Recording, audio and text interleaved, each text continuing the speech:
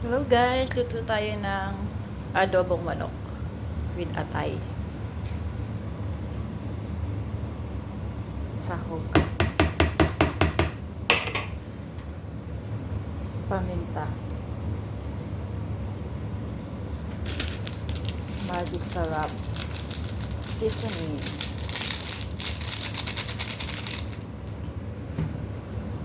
Toyo.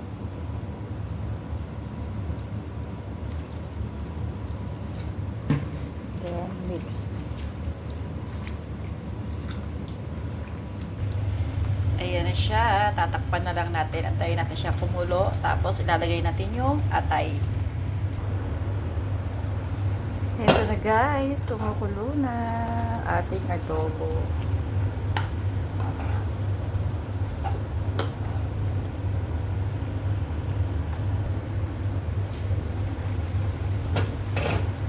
Lagay na natin ang ating atay.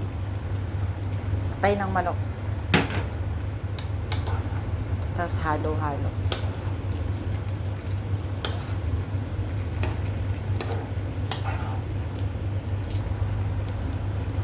Yan guys, nahalo ko na yan. Tapos lalagyan natin ng suka. Yan, okay na yon. Tapos antayin lang natin siya kumulo ulit bago natin siya titikman. At ayan guys, kumukulo na siya. Pwede na natin siyang haluin.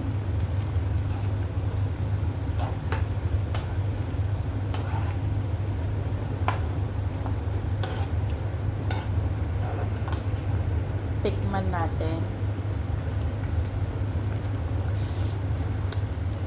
Ang sarap. Maanghang.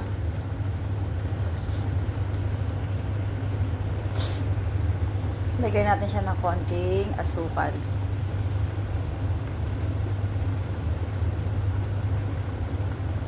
Para lang mayroon siyang konting tamis anghang. Tsaka alat. Then takpan natin. Patutuyuan lang natin siya ng konting tuyo. Yung nagmamantika.